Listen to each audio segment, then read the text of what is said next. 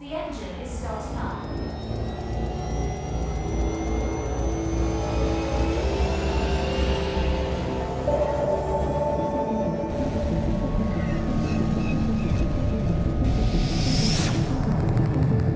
Nine, eight, seven, six, five, four, three, two, one. Bienvenido al horizonte de sucesos.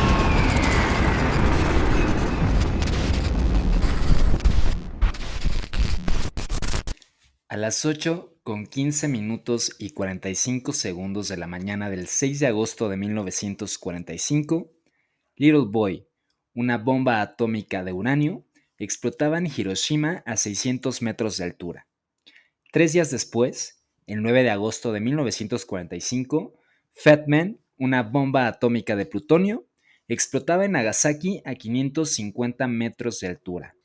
Estas dos han sido las únicas muestras de armamento atómico detonadas contra población civil en nuestra historia. Sin embargo, fueron suficiente para acabar con las vidas de aproximadamente 246,000 personas, entre las detonaciones y las enfermedades y lesiones causadas por la radiación de dichos dispositivos. El ataque perpetrado por Estados Unidos se realizó bajo la orden expresa y directa del presidente Harry S. Truman, que en ese momento ocupaba el poder. Sin embargo, el equipo que diseñara con éxito estos dispositivos fue liderado por Julius Robert Oppenheimer, el físico teórico nacido en Estados Unidos pero de ascendencia judío-alemana, considerado como el padre de la bomba atómica, cabeza del proyecto Manhattan. Bienvenidas y bienvenidos a un episodio más en Horizonte de Sucesos, su podcast favorito de ciencia ficción e historias extraordinarias. Recién estrenada la semana pasada, la cinta de Warner Bros., Oppenheimer, fue escrita, dirigida y producida por Christopher Nolan, con Hoyte van Hoytema en la fotografía, con Cillian Murphy como Robert Oppenheimer, Emily Blunt como Catherine Oppenheimer, Florence Pugh como Jan Tatlock, Matt Damon como Leslie Groves, Robert Downey Jr. como Louis Strauss, Gary Oldman como Harry Truman, Benny Safdie como Edward Teller, Josh Hartnett como Ernest Lawrence, Christopher Denham como Klaus Fox, Danny DeFerrari como Enrico Fermi, Matthias Schweighöfer como Werner Heisenberg, Kenneth Branagh como Niels Bohr y Tom Conti como Albert Einstein. Este es el biopic del Dr. Robert Oppenheimer, obviamente, basado en el libro biográfico del mismo, titulado El Prometeo Americano, escrito por Kai Bird y Martin J. Sherwin. La cinta ya ha recaudado $209,212,523, lo cual deja como un éxito, duplicando los $100 millones que costó hacerla. Además de este recibimiento por el público, la crítica ya la coloca como la mejor película de Christopher Nolan. Hay mucha tela de dónde cortar y aquí va la sinopsis y el análisis de Oppenheimer. La historia está estructurada principalmente sobre 3 líneas narrativas. La primera abarca desde la formación académica de Oppenheimer hasta un breve periodo después de los sucesos en Hiroshima y Nagasaki. Oppenheimer desarrolló parte de su formación académica en Europa, específicamente en el laboratorio Cavendish en Cambridge. Aquí vemos a un joven Opie, quien es atormentado por su sensibilidad hacia la física, sensibilidad en cuanto a qué tanta facilidad tenía con la ciencia y además el trabajo práctico de laboratorio que se le dificultaba enormemente. Esto conlleva a una mala relación con Patrick Blackett, su profesor, al punto de un intento de homicidio contra Blackett que casi le cuesta la vida a Niels Bohr, de no ser por el arrepentimiento de Opie y su intervención justo antes de que la manzana fuera mordida. Quédense con esto en mente porque es importante. En el rápido intercambio de ideas que tienen ambos científicos, Bohr motiva a Oppenheimer a buscar un lugar en donde se priorice el conocimiento teórico de la física por encima de lo práctico. Oppenheimer continúa sus estudios en la Universidad de Gotinga en Alemania, en donde conoce a otros científicos contemporáneos. Todo esto sucede en el periodo entre guerras de mediados de los años 20, en donde, si bien nunca vemos sufrir a Opie de alguna clase de discriminación, a partir de los diálogos de los personajes que se nos muestran, se describe el clima antisemita que ya rondaba esa región por aquellos días. Y aquí un brevario cultural. Se menciona un poquito en la película, pero la física cuántica no era tomada en serio porque apenas estaba en su formación, en su estructura. Ni en Estados Unidos existía como tal un curso, mucho menos una carrera sobre física cuántica, y en Alemania, que en Europa en general, que sí es donde tuvo sus primeros cimientos, tampoco era tan reconocida, mucho menos en Alemania, porque Hitler, como repito, se menciona un poquito en la película, consideraba a la física cuántica como una ciencia judía, que después también vemos más adelante en la película, que esto lo toma Oppenheimer para poder sacar ventaja o para poder poner una paridad entre el avance de 2 años de diferencia que tenía los científicos alemanes en cuanto al desarrollo de, no en sí una bomba nuclear, porque no es lo que buscaban, simplemente buscaban generar una reacción nuclear en cadena que sí o sea, llevara a una arma, ¿no? Pero no era necesariamente que estaban pensando en crear una bomba nuclear. A su vuelta en Norteamérica, Oppenheimer se enrola como catedrático en la Universidad de Berkeley, en donde lanza el primer curso sobre física cuántica en territorio estadounidense, cátedra que imparte frente al aula de Ernest Lawrence, ganador del Premio Nobel, por cierto. Y también es sobre su investigación en cuanto al desarrollo nuclear. A la par, empieza a frecuentar el Partido Comunista de los Estados Unidos, en donde conoce a Jean Tatlock, con quien tendría una tormentosa relación, y a Catherine Pruning, con quien terminaría casado. Durante su estadía en Berkeley, mientras se desarrolla la Segunda Guerra Mundial, el general Leslie Groves lo recluta para liderar el proyecto Manhattan con una única y bastante complicada misión: lograr el desarrollo de esta reacción nuclear en cadena que sirviera más adelante para una bomba militar o un arma militar, antes que los alemanes, que como dije hace un ratito, ya llevaban 2 años de ventaja en la investigación científica correspondiente. Es así que en conjunto, ambos reclutan a algunos de los más importantes científicos de su época, muchos de origen europeo que escapaban de ese continente para pues no terminar como pues, en un campo de concentración, etc. Y se los llevaron a este proyecto que duraría 4 años, en el que utilizarían $2,000 millones como presupuesto y contando con 130,000 empleados para al fin desarrollar 2 modelos de bombas atómicas, una base de plutonio y una base de uranio, y las bases de investigación para un tercer modelo, esta con base en hidrógeno. Un poco antes de la culminación de la hazaña, varios de los colaboradores del proyecto, con los posibles efectos de la bomba atómica cada vez más latentes y tangibles, empezaron a recular sus posturas, levantando una petición para que no se lanzara el armamento nuclear sobre tierras niponas. Pero la decisión estaba tomada incluso antes de iniciar el asentamiento en Nuevo México.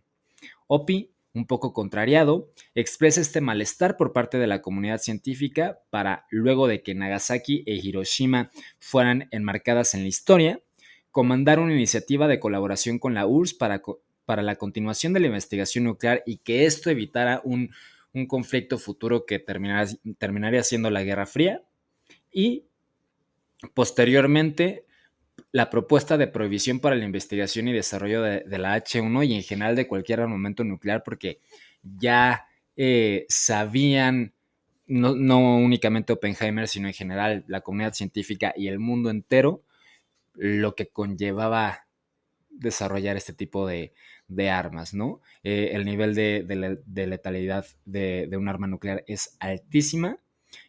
Prácticamente las bombas nucleares actuales tienen la capacidad de destruir una ciudad grande entera, y obviamente los residuos de radiación pues terminan afectando a varios kilómetros a la redonda del territorio que es atacado. Entonces, ahí Oppenheimer ya tiene este cambio de chip que, si bien en la película vemos cómo incluso muchas veces dejó pasar todas las advertencias que la comunidad científica le hacía y que le llamaban para que tomara acción y para que evitara que estas dos primeras bombas y únicas que se han detonado pues se detonaran, valga la redundancia, y aún así no se le ve tanta convicción, también porque ahí trae de cierta forma un sesgo o quizás trae razones suficientes para querer acabar con los alemanes, ¿no? Ahí también la cuestión ética va más enfocada a que si ya los alemanes se habían rendido, con Japón prácticamente pues a un paso de rendirse, sobre todo porque en Rusia, donde se estaba llevando este enfrentamiento, o en la frontera entre Rusia y Asia, que se estaba llevando este enfrentamiento, pues prácticamente los rusos habían remontado la batalla que Japón había empezado ganando, pero que Rusia, repito, había remontado, y también los tenían muy cerca de la rendición. Repito, aquí la cuestión ética es que también se plantea en la película, que también muchos de los personajes lo dicen, es ¿para qué vas a detonar este armamento que va a acabar con las vidas de personas que incluso pues, no tienen nada que ver con la guerra, que son simples civiles, cuando el país ya no falta mucho para que se rinda, ¿no? Aquí es entrar en los hubieras y una cuestión de moralidad, una cuestión de ética, si bien aborda estos hubieras, pues no se sabe a ciencia cierta si sí se hubieran rendido los japoneses o no. En la película, por ejemplo, los comentarios entre Truman y los altos mandos del país estadounidense mencionan que los japoneses tienen una convicción muy fuerte y que es prácticamente imposible que se rindan.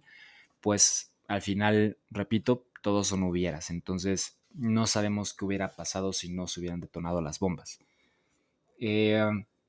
Esta primera línea narrativa, que es la predominante en las 3 horas de película que vemos, nos entrega sobre todo respuestas sobre Oppenheimer. Nos plantea su carácter, sobre todo esta parte, esta frialdad que tiene al relacionarse con las personas, pero también en cuanto a, pues justo, seguir sus convicciones en el desarrollo científico sin importar el impacto que pueda traer ya para la raza humana, ¿no? En general. También nos plantea su relación con el estudio de la física cuántica, que vemos esta parte hasta cierto punto, pues cursi, en el que Oppenheimer incluso sueña con partículas subatómicas, con reacciones físicas, etcétera, y que esto le traen pues hasta cierto punto un terror, un miedo, pero más bien le generan esta ansiedad con la que tiene que lidiar, ¿no? No por las consecuencias que vaya a traer, porque en ese momento ni siquiera es la temporalidad en la que ya estuviera trabajando con la bomba atómica, sino más bien qué pasa si no logra continuar esa investigación, ¿no?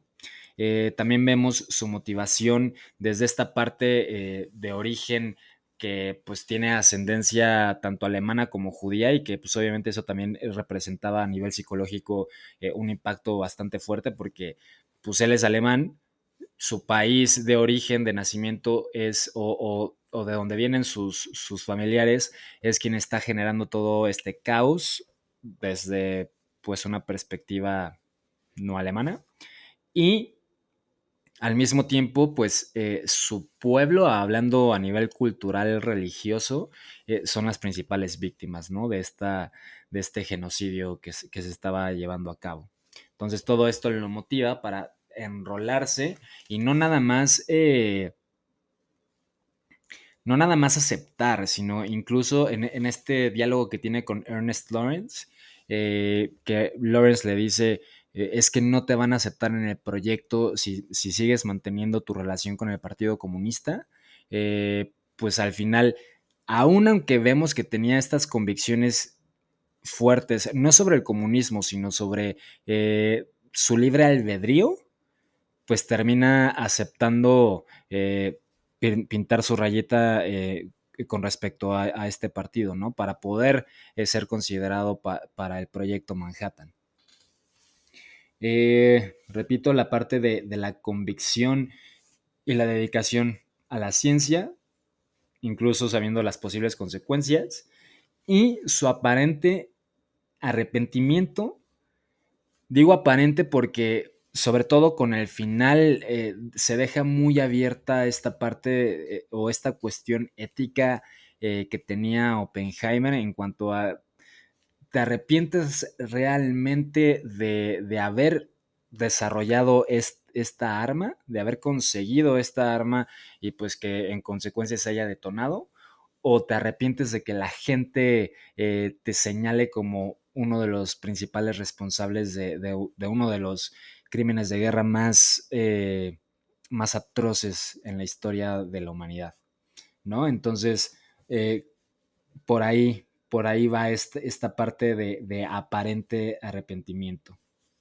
Y también esta convicción hacia continuar el desarrollo científico se marca mucho en cómo adopta estas responsabilidades políticas, ¿no? Que si bien por lo que nos plantea la película y por lo que he podido leer al respecto, sí tenía las cualidades para desempeñar un cargo público, eh, lo hace más bien para continuar con el proyecto, ¿no? Para poder tener el control sobre este proyecto, porque él quiere lograrlo, ¿no? Y también hay algo bien interesante ahí en cuanto a la cuestión de investigación y desarrollo científico, en el que él sabe que es incapaz, y en muchos diálogos, en muchas escenas lo vemos, de poder llevar a cabo o de ejecutar la física que a nivel teórico está desarrollando. Y muchas veces esa física a nivel teórico, repito, se ve limitada por su incapacidad de ejecutarse, ¿no? Entonces está como que en este círculo vicioso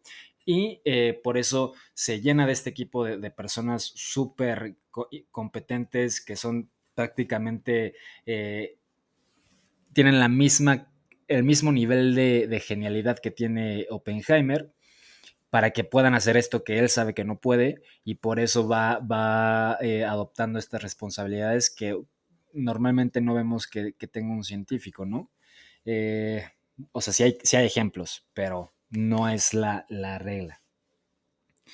Y pues también es esta línea en la que vemos la construcción del personaje, hablando de Oppenheimer principalmente, porque ya sabemos que Christopher Nolan se enfoca en el desarrollo de sus protagonistas, y cualquier otro personaje que veamos en la historia es simplemente una herramienta para el desarrollo de este mismo protagonista, ¿no?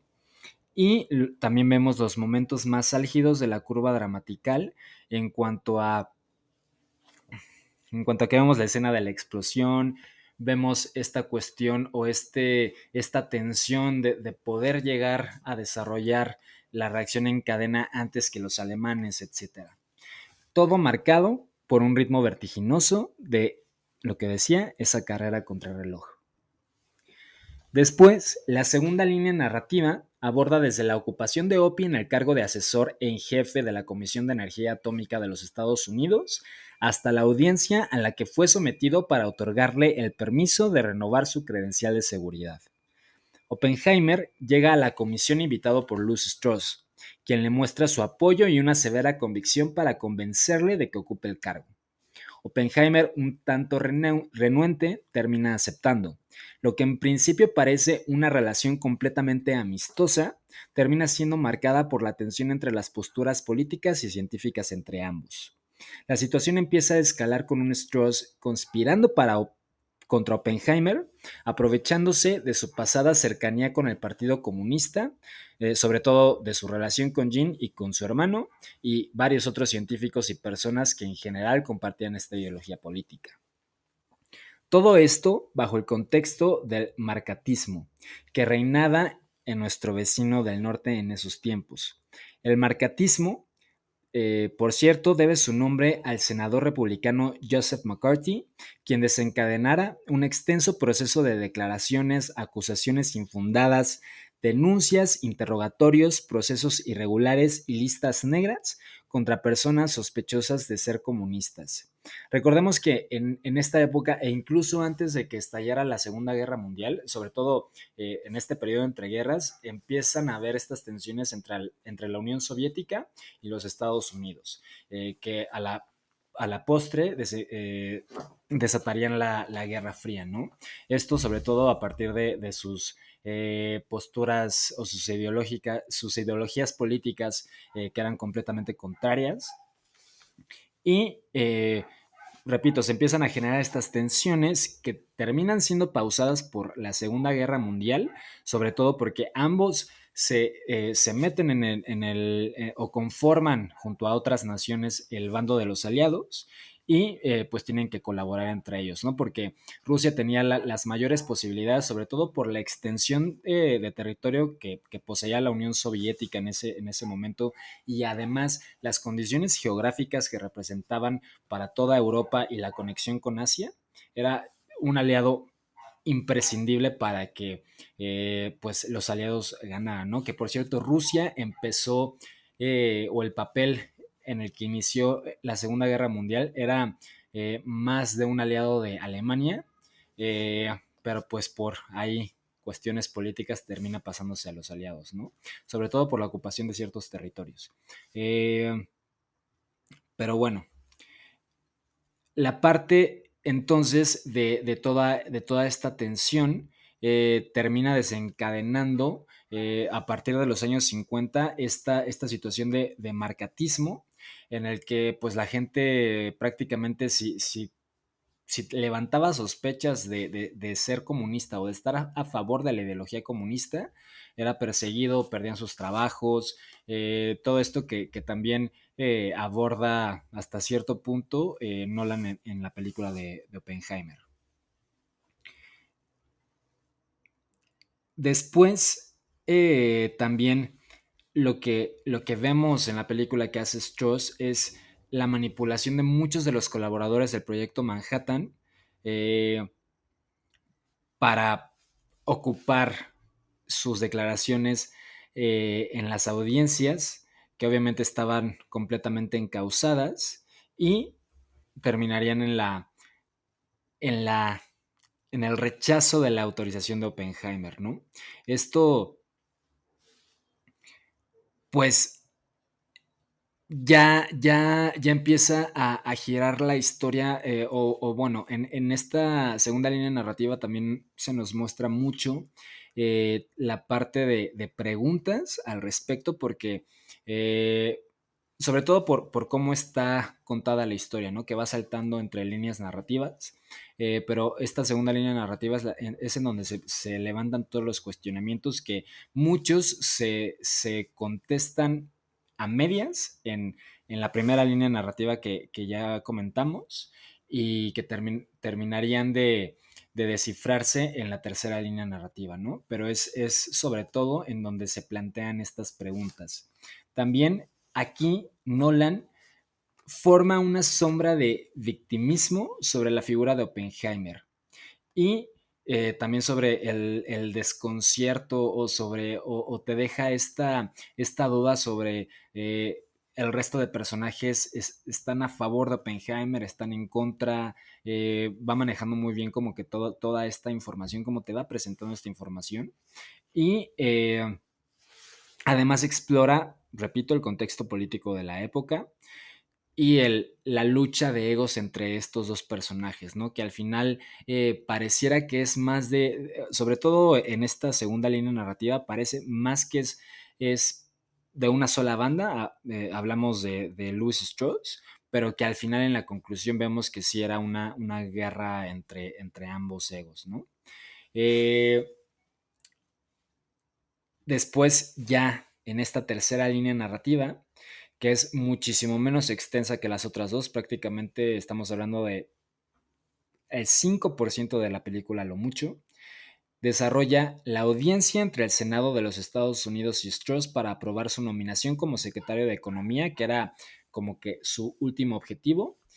Y pues vemos a Strauss enfundado en este disfraz de cordero, articular su discurso en conjunto con su equipo para salir bien librado de la audiencia y continuar y fortalecer sobre todo su carrera política. Sin embargo, es acorralado por las declaraciones de David Hill que desenmascaran toda su elucubración para derribar la carrera de Oppenheimer. Y esto también es brutal. También ahí me deja, no he leído el libro del Prometeo Americano, debo confesar, pero a mí me deja esta ligera duda sobre si justamente fue este miembro de su equipo, no recuerdo el nombre del actor ahorita, el que le dio la información a David Hill, interpretado por Rami Malek, para poder tirar todo el esfuerzo de Strauss, ¿no? Me queda esa pequeña duda. Pero bueno, en contraparte con su derrota, Oppenheimer termina condecorado con el premio Enrico Fermi por parte del presidente Lyndon y el gobierno estadounidense. Sin embargo, este reconocimiento queda opacado por las palabras de Einstein sobre el desarrollo científico y las responsabilidades que conlleva, que es esta reunión de la que Louis Strauss sospecha que Oppenheimer pone en su contra a Einstein, y que en realidad pues hablan de cómo de la experiencia que tuvo Einstein al recibir justamente un premio, una condecoración por parte de Oppenheimer por toda su labor en cuanto a los inicios del estudio de la física cuántica, porque si bien después Einstein ya no quiere continuar con su investigación, aparentemente, o lo que ficcioniza la película es porque se asusta de las consecuencias que está previendo que puede llevar esta ciencia, eh, pues terminan dándole este agradecimiento, pero que en mismas palabras del personaje de Einstein en la película, pues dice que es más bien un reconocimiento para los otros, ¿no? Que es como te estamos condecorando por tu falta, por tu cobardía o por tu falta de valor, y porque al final nosotros vamos a dar ese paso importante que tú no pudiste. Y es un poco en lo que concluye esta película, ¿no? Que esta condecoración pues es más parte del resto de científicos continuando o incluso ya con algunos logros, porque si bien Oppenheimer se opone, el desarrollo de la bomba H1 o de la bomba de hidrógeno sí se lleva a cabo. Entonces, pues es un poquito esto de tú te opusiste a que continuáramos, aún así lo hicimos y lo logramos y por eso te reconocemos, ¿no? Porque te reconocemos como el escalón que nos impulsó a nosotros para llegar a lo que ahorita al punto en el que ahorita estamos. Eh, Esta línea narrativa es la que sostiene todo el thriller propuesto por Nolan. Y no solo estas, son las tres en conjunto, pero aquí es justo en donde se empiezan a encontrar o se concluyen ya las respuestas más o menos respondidas. Se descubre Strauss como ese gran contrincante de Oppenheimer, sobre todo a nivel político y a nivel de figuras públicas, pero sobre todo se nos muestra esta verdadera naturaleza de Oppenheimer y su capacidad para manipular hasta el contexto más adverso, que es esta última escena de la película en la que vemos cómo Oppenheimer le dice, cómo Catherine le dice a Oppenheimer de no puedo creer que te hayas victimizado únicamente para que la gente o el mundo entero te perdone por haber creado la bomba atómica, ¿no? O por haber sido la pieza o el pilar fundamental de este desarrollo científico. Y, y pues sí, por eso mencionaba hace un rato la parte de este aparente arrepentimiento, porque sí da más la impresión de que solo estaba acomodando las cosas a su favor, incluso poniéndose de tapete de Strauss para que la gente le perdonara algo que pues prácticamente podría ser o tendría que ser, no sé, imperdonable, ¿no? Sobre todo por, repito, el nivel de letalidad que tienen este tipo de armas. Estas tres líneas narrativas y las idas y vueltas entre ellas ayudan a enmarañar la historia para cumplir el objetivo del director de convertir a una historia bastante densa en un thriller con mucho ritmo. Gracias también a la edición de Jennifer Lane, la fotografía de Hoyte van Hoytema, que es igual de espectacular que siempre, y la dirección y las actuaciones extraordinarias. Por encima de toda la parte técnica, creo que la película destaca mucho en los temas, o gracias a los temas que aborda Nolan y sobre todo el tratamiento que les da. Nolan normalmente es criticado a nivel de crítica, valga la redundancia, por la sobreexposición de los conceptos que utiliza en sus historias. Porque los diálogos que utiliza son muy reiterativos, son muy redundantes, etc. Creo que aquí Nolan, si bien mantiene este mismo tipo de diálogos, sí da este paso en cuanto a la sutileza. Y creo que por eso mucho la crítica está mencionando ahorita que lo que dije al principio del episodio, que es la mejor película de Christopher Nolan, por como que esta madurez o por cómo maneja ya estos elementos de forma muchísimo más moderada o más sutil, ¿no? En cuanto a la guerra, la película, pues, o sea, todo el contexto histórico que hay alrededor de la historia que nos está contando es guerra, o sea, es pura guerra. Antes de que empiece la historia de la película, que es Oppenheimer estudiando en Europa, fue la Primera Guerra Mundial. Después o durante todo lo que vemos en la película está la Segunda Guerra Mundial y al principio y mucha parte de la Guerra Fría, ¿no? Entonces, toda la película está envuelta en un contexto de guerra, sin embargo, nunca vemos una escena de guerra tal cual, ¿no? Nunca se menciona de forma tan contundente o tan detallada ningún conflicto bélico. Es más, el desarrollo científico sí es ganarle a los alemanes, pero en cuanto a nivel de ciencia, ¿no? Eh, lo más visible quizás y ni siquiera visible, sino es esta parte en la que escuchan por radio el anuncio de que fue un éxito el lanzamiento de la bomba en Hiroshima, pero eso es todo.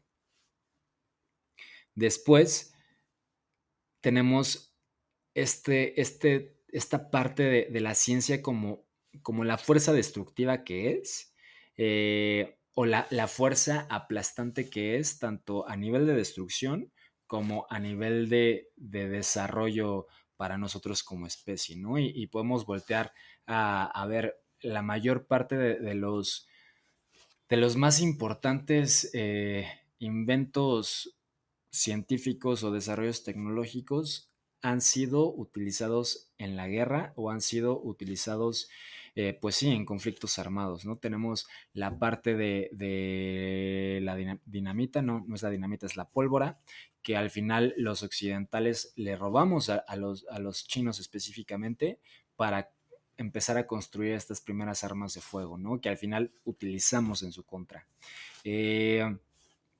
La bomba atómica es un poco de lo mismo, ¿no? Es esta, es esta consecución o es esta ejecución ya de de los primeros acercamientos de la humanidad a la física cuántica, que para quienes no estemos tan enterados o que no seamos tan expertos en el tema, la física cuántica es probablemente la ciencia o la rama de la física que más secretos del universo nos pueda desvelar.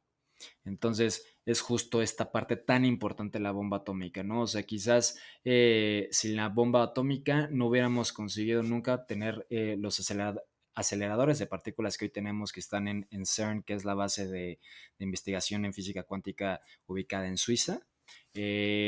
probablemente no existiría, ¿no? Porque es el mismo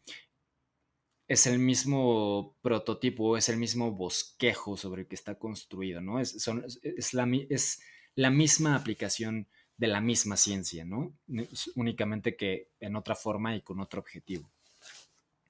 Pero, pues justo, o sea, eso puede ser usado para acabar con vidas humanas y con vidas en general. También está esta parte de la crítica a la postura militarista de los Estados Unidos, que es justo todo lo que representa Strauss, todo lo que representa Truman, que si bien no es que Oppenheimer se oponga completamente contra ellos, al menos hasta cuando no le convino, pues sí está esta situación de cómo abordaron la ciencia, ¿no? ¿Para qué utilizaron esta ciencia? Y y pues toda la destrucción que causaron. Pero también está esta parte de eh, cómo hasta cierto punto Leslie Groves termina, que también representa pues al ejército norteamericano, termina usando a estos hombres de ciencia y los termina desechando cuando ya no son importantes, ¿no? Que es lo que vemos cuando Oppenheimer le pide a Groves que le informe en cuanto llegue a Washington, que le informe pues todos los avances que vaya viendo en la situación y terminan enterándose por esta transmisión de radio. Una cosa interesante también es que no, no muestra tanto a diferencia de, sobre todo de su obra de ciencia ficción, en Oppenheimer, Nolan no muestra tanto esta cuestión científica o no habla tanto de la ciencia como que en un primer plano. No, sí se mencionan ciertos conceptos sobre la bomba atómica, bla, bla, bla, sí hablan al respecto, pero no lo hace tan consecutivamente o con la misma potencia que sí lo hace en Interstellar sobre todo, ¿no? Que es muchísimo más en este primer plano, o que incluso lo que hace en Tenet, ¿no? Que son sus películas de ciencia ficción más dura o con mayor rigor científico. Aunque sí tiene esta parte que también me parece muy cursi, pero me parece muy bonita en la que si retomamos toda esta parte de la ética que ya mencionaba, etcétera, está la cuestión de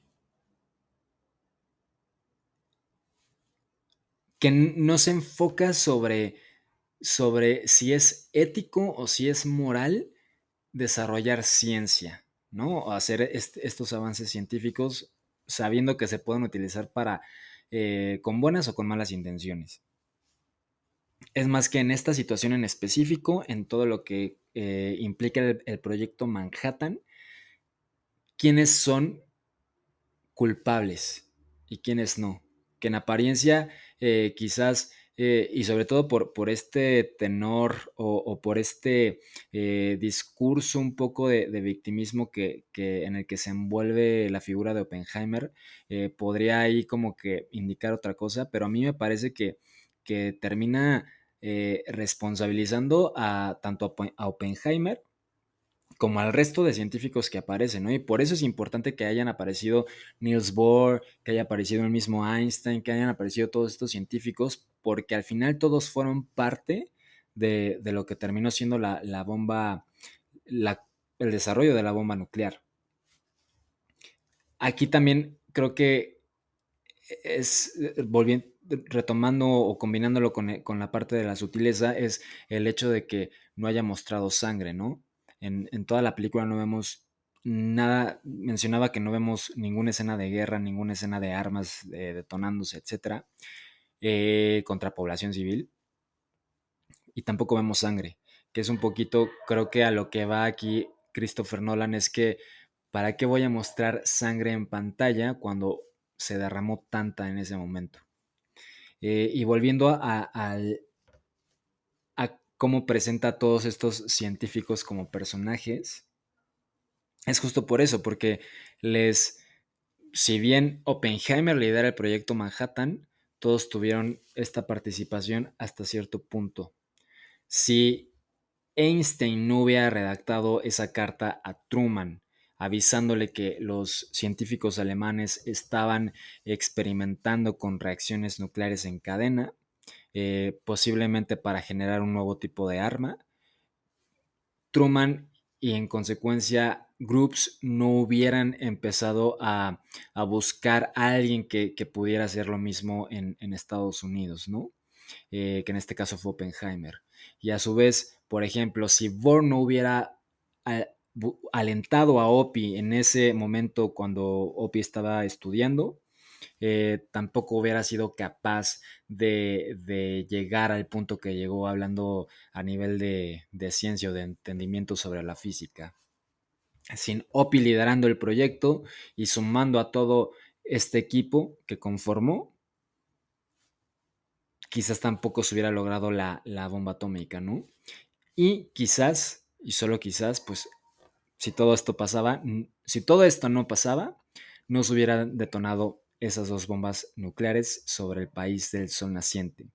Pero entonces quizás Heisenberg sí hubiera logrado concretar la bomba atómica en Alemania y pues hubieran podido pasar otras circunstancias. Aquí el punto es que cuando hay tantos hubieras en juego, la responsabilidad no puede ser únicamente de una persona y es a lo que apunta al final, creo yo, Christopher Nolan respecto, y ya para concluir esta parte de la ética. Pero también todo este conjunto de hubieras terminan convirtiéndose en una conmovedora y muy cursi analogía de lo que implica una reacción en cadena, que es de lo que al final trata la cinta, de la reacción en cadena que cambió el mundo, desde el conjunto de partículas de interacción nuclear pesada y débil reaccionando al detonar una bomba atómica, y o el conjunto de acciones y decisiones reaccionando para crear la misma. Para mí Oppenheimer es completamente un 5 de 5. Me recordó mucho a este libro de Verdor Terrible del chileno Benjamín Labatut, en el que también describe o son estas narraciones un poco históricas, pero también ficticias, dicho por el mismo Labatut en el prólogo de su libro, sobre algunos de los desarrollos científicos más importantes, pero a la vez más destructivos en nuestra historia, ¿no? Y ahí también menciona, por ejemplo, a Schrödinger, menciona a varios científicos europeos importantes y que tienen una relación todos tanto con Oppenheimer, pero sobre todo con la física cuántica. Yo, repito, esperaba algo así. Me parece que si les gustó la película, creo que vale toda la pena que lean este libro de Verdor Terrible.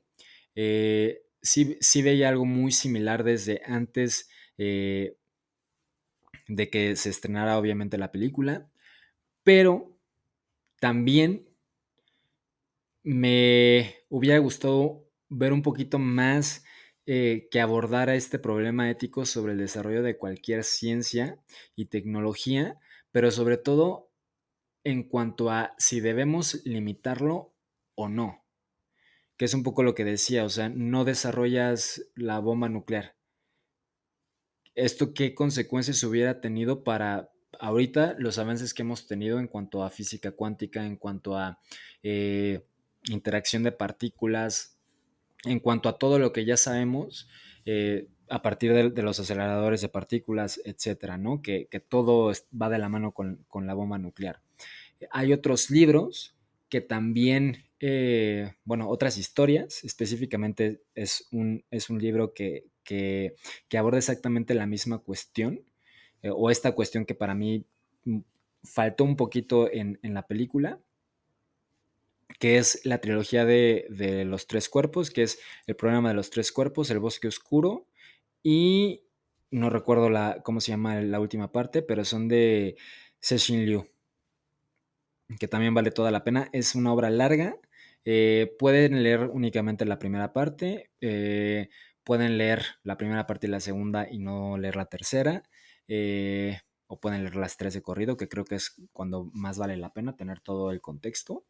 Pero es justo, repito, abordar esta cuestión de dónde están los límites de la ciencia, si tenemos que ir, sea cual sea la motivación, sea cual sea que es por una cuestión militar, una cuestión de conflicto o una cuestión negativa en general, o ya sea por una cuestión positiva, debería representar es un freno para el desarrollo científico.